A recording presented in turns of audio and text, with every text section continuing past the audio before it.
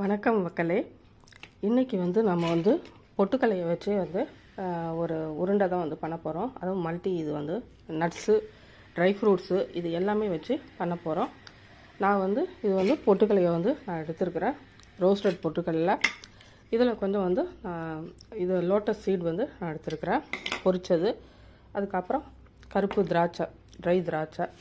இது மில்லட்ஸ் கொஞ்சம் நம்ம சேர்த்தா நல்லது அப்படின்றதுனால நான் போகா எடுத்துருக்கிறேன். இது குதிரவாளி போகா.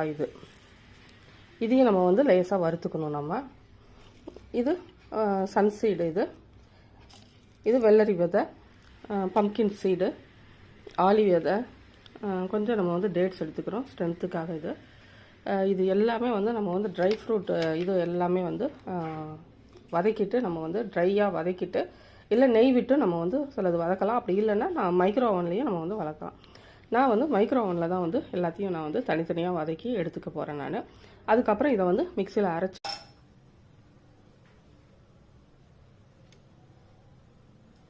ஒரு சீடு இதை வறுத்துக்கலாம். நம்ம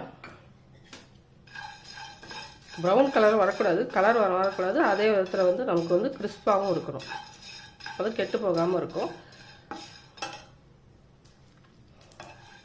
இப்போ இது ரோஸ்ட் ஆகிடுச்சு. இதை கொட்டிட்டு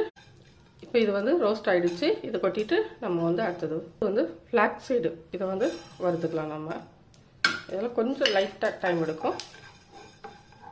இது எப்படி எள்ளு மாதிரி வெடிக்குது, அதனால் மூடி போட்டுடுறோம். எப்படி சத்தம் கேட்குதா, எள்ளு வெடிக்கிற மாதிரி. அடுத்தது இந்த குதிரவாளி அவல், இதை நம்ம வறுத்துக்கலாம். இது லைட்டாக வேர்க்கடலை இதை நான் சேர்க்கலை. அது ப்ரோட்டீன் ரிச்சு தான், ஆனால் பட் அதை நம்ம தனியாக சாப்பிட்டுக்கலாம். நம்ம ரைஸில் போட்டுக்கிறது, நம்ம சட்னி அரைக்கிறது அந்த மாதிரியெல்லாம். இதில் சேர்த்தோம்னா மக்கள் வாசனை வரும். அது ஒரு மாதிரி எண்ணெய் கசுறு நாற்று அடிக்கும். கிரேப்ஸும் போட்டிருக்கேன் நான், அது வதக்கி எடுத்துட்டேன். இப்போ இந்த டேட்ஸ் இதெல்லாம் நம்ம வதக்கிடலாம்.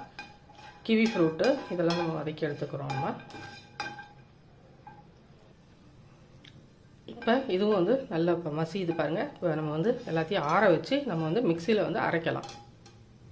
இப்போ இது எல்லாமே ரெடி ஆகிடுச்சு. கொஞ்சம் நேரம் ஆறட்டும், எல்லாமே சுடுது. நம்ம மிக்சியில் போட்டு இதை எல்லாத்தையும் நைஸாக பவுடராக அரைச்சிக்கலாம். இதில் கொஞ்சம் நான் நாட்டு சர்க்கரை சேர்த்துருக்கிறேன். நான் இதில் கொஞ்சம் லைட்டாக ஒரு பிஞ்சு உப்பும் சேர்த்துருக்குறேன், கொஞ்சம் நெய் சேர்த்துருக்குறேன். இப்போ இதெல்லாம் மிக்ஸ் பண்ணி அப்படியே உருண்டையாக பிடிச்சிட்டோம்னா தினம் ஒரு உருண்டை சாப்பிட்டுட்டோம்னா. இப்போ இது உருட்டியாச்சு. பேரிச்சம்பழம் நிறையா சேர்த்தா நல்லா உருட்டிக்கிட்டு வரும். அப்படி இல்லைன்னா லைட்டாக பால் சேர்த்து அப்பப்போ நமக்கு எத்தனை உருண்டை வேணுமோ ஒரு வாரத்துக்கு ஃப்ரிட்ஜில் வச்சுருந்து இதை சாப்பிட்லாம்.